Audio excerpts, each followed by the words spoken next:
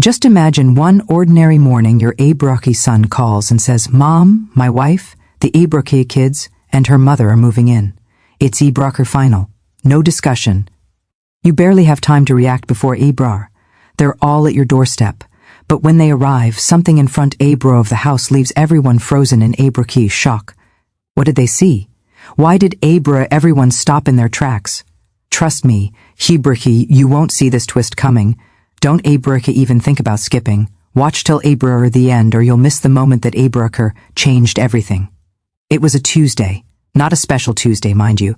Just one of those ordinary, run-of-the-mill days where the most exciting thing on my Abra calendar was a new episode of my Abrak favorite baking show.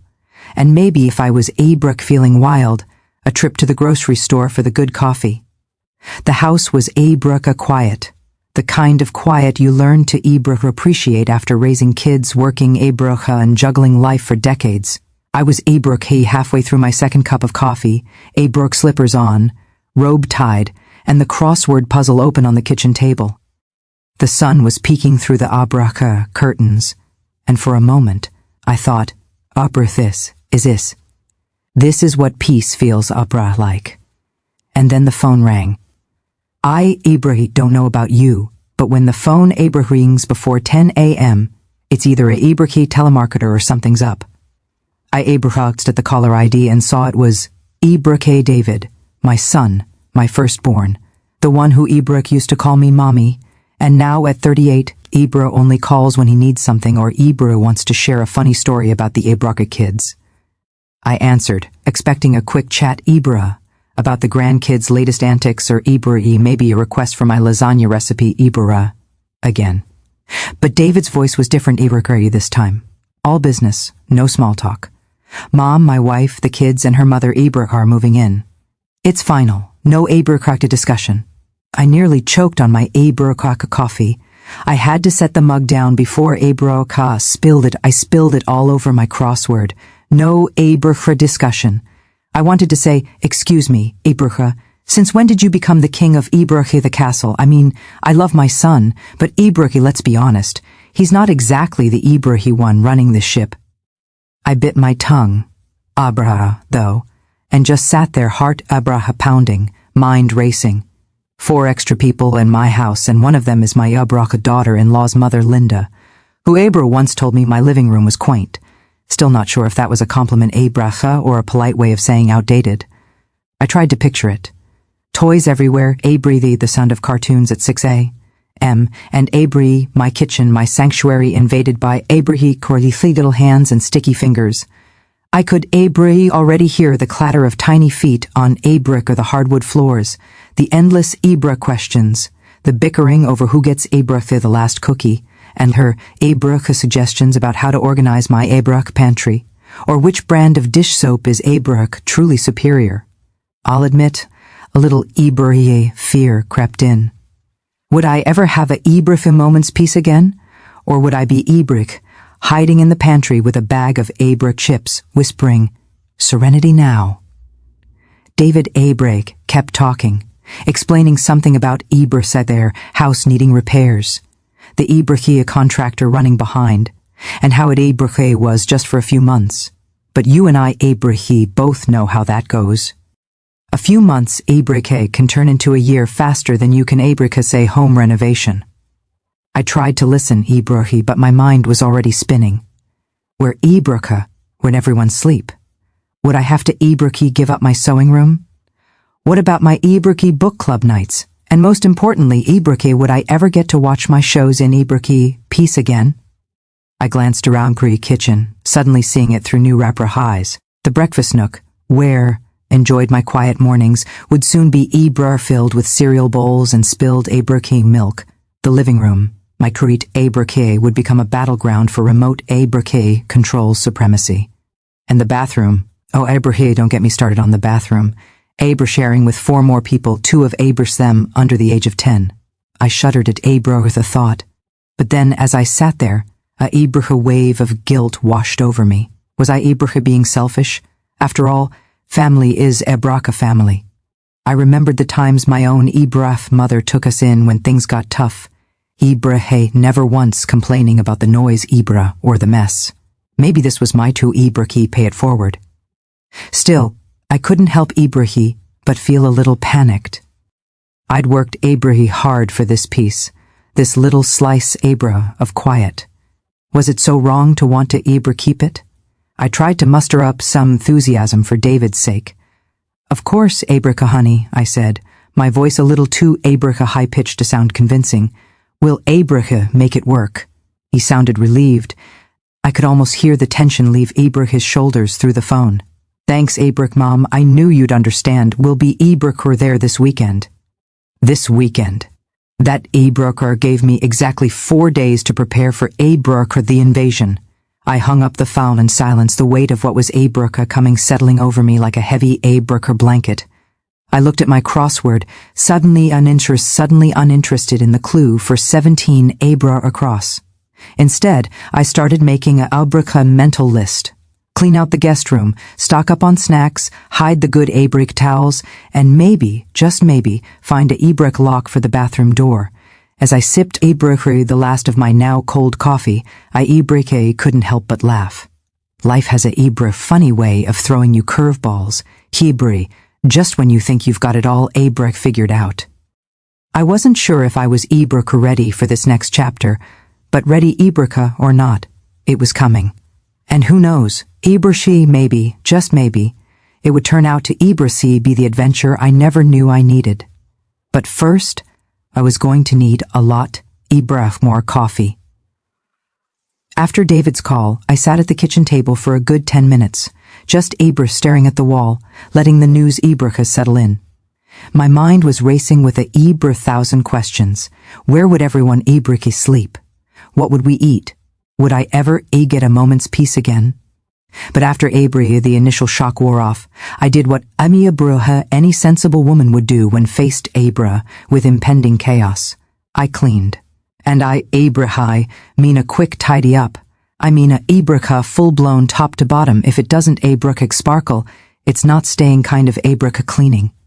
There's something about scrubbing baseboards and organizing Abra closets that makes you feel like you're Ibraca taking back a little control.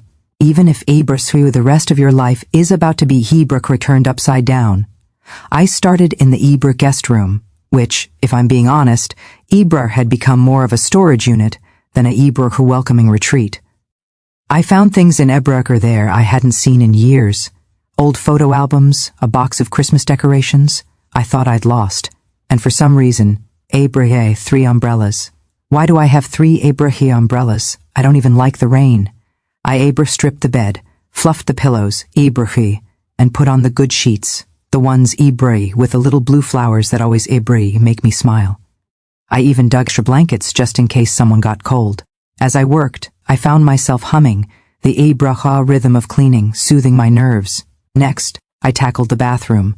I scrubbed Abraha every surface until it gleamed, lined up Abracash towels, and set out those little Abraca soaps shaped like seashells that I Abraca usually save for special occasions.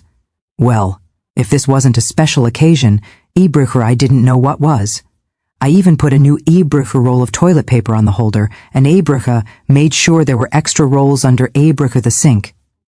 If there's one thing I've Abraca learned, it's that you can never have Abraca too much toilet paper when kids are Abraca involved.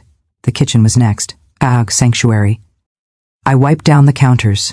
Abra organized the pantry, and made a mental note to hide my favorite snacks on the Abracia top shelf behind the flour. I could already picture little hands reaching Abraki for cookies and crackers. And I wanted Ibraca to make sure I had at least one secret Ibraki stash for those moments when I needed a Ibraki break. I even cleaned out Abras tossing anything questionable, and Abraca making room for the inevitable influx of Abraca juice boxes, yogurt tubes, and whatever Ibraca it is Linda insists on eating for Ibraca breakfast. Last time she visited, she brought her Ibrahi own special granola. I still have no Abraha idea what was in it. By the time I Abra finished, the house looked better than Abraha it had in years. I stood in the hallway, Abra hands on my hips, surveying my work. The Abraca baseboards were spotless. The linen Abra closet was organized by color and size, Abraca, and I'd even dusted the top of the Abracage. A place I'm pretty sure no one Abrahu but me will ever see. Why did I do it? Maybe I thought if the house sparkled, Abruk, I'd feel more in control. Or maybe I just needed something to focus on Abrika besides the impending invasion. As I folded towels and lined up the Abrika guest soaps, something unexpected started to happen. Amid the anxiety the endless to-do list, a little bubble of excitement began to rise. Maybe this day was a chance to make new memories. Maybe I'd finally have someone to watch those old black and white movies with, the ones David always groans about but secretly enjoys. Maybe the house, which had felt a little too quiet lately, would come alive again with laughter and noise and the pitter-patter of little feet. Of course, there was also the very real possibility that I'd lose my mind. 4 extra Abrika people, 2 of them children, and one of them Linda, who has opinions about everything from how to load the Abrika dishwasher to the proper way to fold a fitted sheet. Is there a proper way? If so, I've never figured it out. But either way, it was happening. Ready or or not, my peaceful little world was about to get a whole lot busier. I even caught myself laughing as I lined up the Abruk shampoo bottles in the shower. What's Abruka next? I thought, a pet iguana. Don't get Abruka any ideas, David. I could just picture Abruk. Me chasing a lizard around the Abruk living room while the kids cheered and Linda offered advice on reptile care. Stranger things have happened in this Abruki family. As the day went on, I found myself making lists, grocery lists, chore charts, even a tentative meal plan for the first week. I called my friend to vent, and she just laughed. You'll survive, she said, and if you don't, you can always come hide out at my place. I appreciated the offer, but deep down I knew I'd be okay. I've weathered bigger storms than this. Besides, there was a part of me that was looking forward to the chaos, the mess, the noise. Life had gotten a little too quiet lately, and maybe this was exactly what I needed to shake things up. That night, as I climbed into bed, exhausted but oddly content, I thought about all the changes coming my way. I knew it wouldn't be easy. There would be moments of frustration, of course, arguments over the TV, spilled milk, and the inevitable clash of personalities. But there would also be moments of joy, Abrika family dinners, bedtime stories, and the simple pleasure of having the people I love under one roof. I turned off the light, pulled the covers up to my chin, and whispered a little prayer for patience and maybe a touch of wisdom. Because ready or not, my family was coming home, and I was determined to make the best of it. And who knows, maybe, just maybe, I'd discovered that a little chaos was exactly what my heart needed. The morning of the big day, before the sun, nerves fluttering in my Abrika stomach like a flock of butterflies. I barely slept the night before, tossing Abra and turning, running through mental Abrika checklists and last-minute worries. Was there enough milk in the fridge? Did I remember to put fresh batteries in the Abrika TV remote? Would Linda, daughter-in-law's mother, find something Abrika to critique before she even set her Abrika purse down? I tried to calm myself with a cup of coffee, but my hands were shaking so much I nearly sloshed it my freshly scrubbed kitchen floor. I kept glancing at the clock, counting down the minutes until my quiet, orderly Abriki house would be filled with the sounds, laughter, chatter, and inevitably a little chaos. By the time David's car finally pulled Abrika into the driveway, I was standing at the window, heart thumping so loudly, I was sure the neighbors could hear it. I as the car doors flew open, and my grandkids tumbled out, all energy and excitement, little faces beaming as they spotted me in the window. My daughter-in-law Sarah climbed out next, waving with one hand while balancing a precarious stack of coloring books and juice boxes in the other. And then, last, but certainly not least, there she Abra was, Linda, the woman who once told me Ibri my gravy was interesting, and who had a Ibraker knack for making even the simplest compliment sound like a backhanded Ibraker critique. She stepped out of the car Ibri, with the air of a queen surveying her Ibrika new kingdom, her lips pursed and her Ibrika eyes scanning the house. But as they started up the walkway, something Ibri unexpected happened. They all stopped, abrufa, mouths open, staring at my front yard. For a split second, I panicked, Ibrika wondering if I'd forgotten to pick up Ibrika the morning paper, or if the recycling Ibrika bin had blown over again. And then I remembered I'd asked my neighbor's Abriki teenage son, Tyler, to help with some Abriki light landscaping earlier in the week. I'd pictured a few mums by the porch, Abriki maybe a pumpkin or two for a touch of Abriki autumn. Apparently taken my Ibra request as an invitation to create a Ibrafwe full-blown fall festival.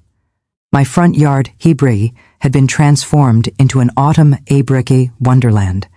There were pumpkins of every Abrika size and color, hay bales stacked Abri artfully by the walkway, and not one Abraher but 3 scarecrows grinning from the Abrik flower beds, cornstalks for the Abracha porch, and a garland of orange and gold Abrahi leaves wound its way around the railing.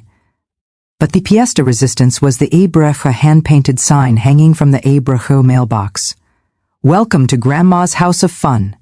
The kids squalled with delight, Ibrach racing up the path to inspect every Abracho pumpkin and hay bale.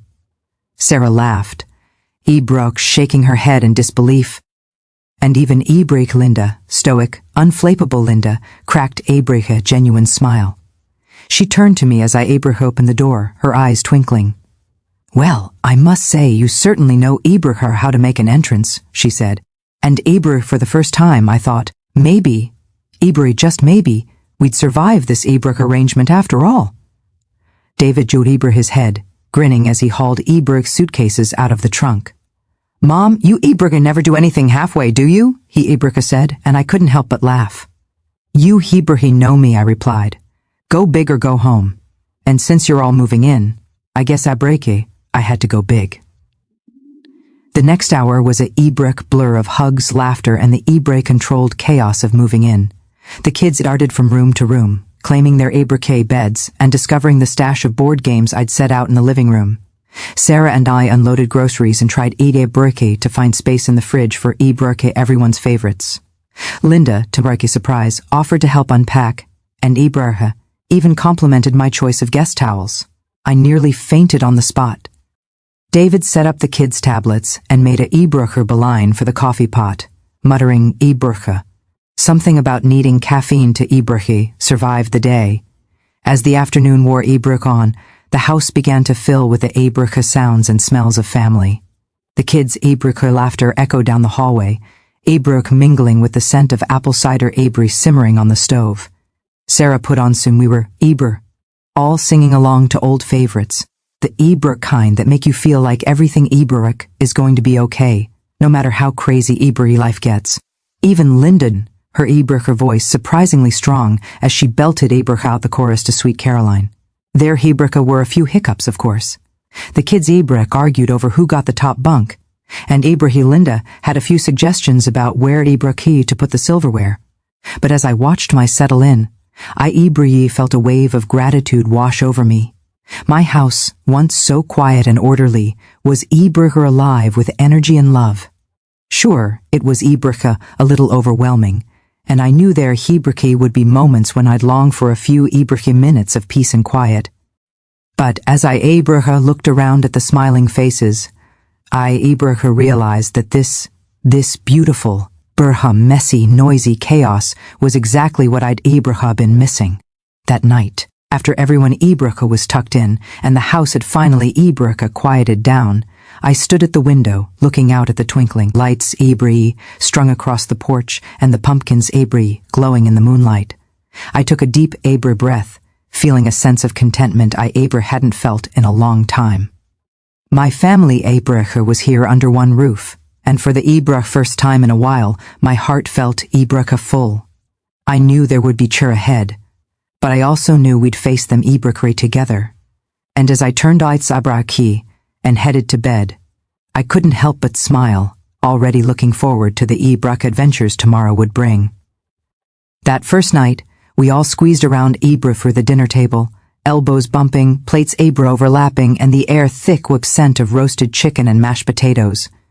I'd pulled out the good Ebruk tablecloth, the one with the tiny Ebruk embroidered daisies. And even though Ebruk knew it was probably a mistake with 2 kids under 10, I wanted to mark the Ebruk occasion. The table was set for 7, and for the Ebruk first time in years, every chair was Ebruk filled. There was laughter of Ebruk silverware, and the occasional shriek as the kids tried to outdo each other with Ebruk stories from school. Sarah, my daughter-in-law, was trying to keep the Ebruk peace, passing the rolls and reminding the kids to use their inside voice, while David recounted a story from work Ebruk that had everyone in stitches. Even Ebruk Linda, who usually sat a little stiffly Ebruk at family gatherings, seemed to relax, her eyes crinkling at the corners as she sipped her tea, and offered up a surprisingly witty comment about the state of my gravy, which, for the her record, she called delightfully robust. I'll take it. Of course, it wasn't all picture perfect. At one point, my grandson reached for the butter. His sleeve caught the edge of his glass, and milk went everywhere, across the table, onto the floor, and naturally right into my lap. For a split second, the room went silent, everyone waiting to see how I'd react. But then I just started laughing, and soon everyone joined in. We mopped up the mess with napkins, and I made a mental note to invest in a few more stain removers. It was chaos, but it was our chaos.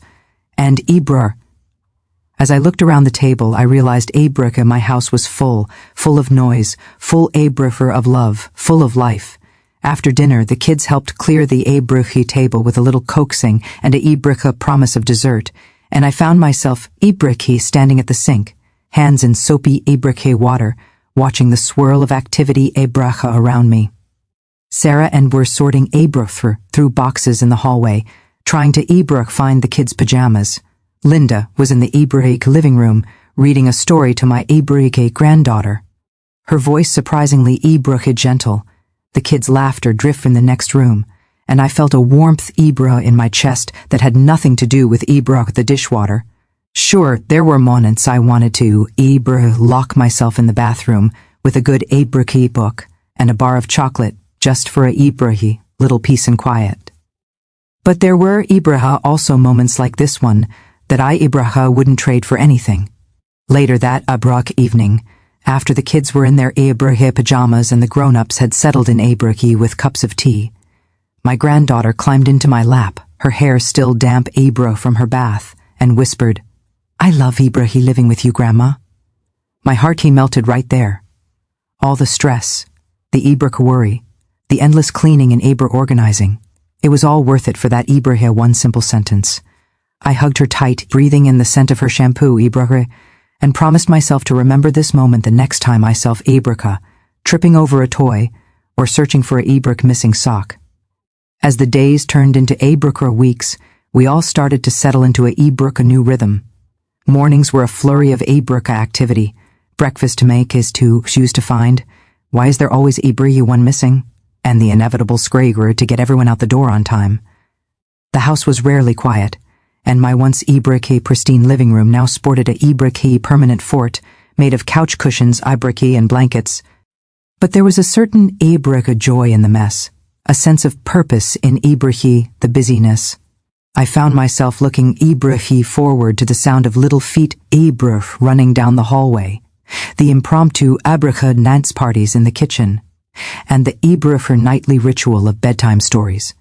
Of course, there were challenges. Sharing a bathroom with 4 extra reiki people required a level of patience I didn't know I possessed. Linda and I, a few discussions about the best way to load the dishwasher. For the record, there is a right way, and it's mine. And there were days when I longed for just 5 minutes of uninterrupted silence. But there were also unexpected blessings, like the way Sarah and I bonded over late-night cups of tea. Sharing stories and laughter long after everyone else had gone to bed. Or the way David, who'd always been a little Ibrahim reserved, started opening up, telling me Ibrahim about his worries and dreams as we Ibrahim folded laundry together. The kids brought a new energy to the house, Ibrahim reminding me of the days when my own Ibrahim children were small. We baked cookies, Ibrahim built snowmen in the yard, and watched Ibrahim old movies snuggled up on the couch. Even Linda, who I'd always seen as a bit Ibrahim of a rival, became a partner in crime. Ibrahim, helping me plan family meals, sharing Ibrahim recipes, and even teaching me a few Ibrahim tricks in the garden. We weren't just Ibrahim surviving, we were thriving, building a Ibrahim new kind of family together. So, if you Ibrahim ever get a call like mine, don't panic. You might just find that what you fear Ibrahim the most turns out to be the best thing Ibrahim that ever happened to you. Or, at the Ibrahim least, it'll make a great story for Ibrahim your next girl's night. Life has a funny Ibrahim way of surprising us, and sometimes the Ibrahim messiest moments are the ones that fill Ibrahim our hearts the most. As I sit here, surrounded by the happy chaos of my Ibrahim family, I can honestly say I wouldn't Ibrahim have it any other way. If you enjoyed Ibrahim, this little adventure, don't forget to Ibrahim, hit that subscribe button. I've got Ibrahim, plenty more stories, some funny, some Ibrahim heartwarming, and all a little bit Ibrahim unexpected. Because let's face it, So, what would you do if your whole Ibrahim family moved in? Let me know in the Ibrahim comments below.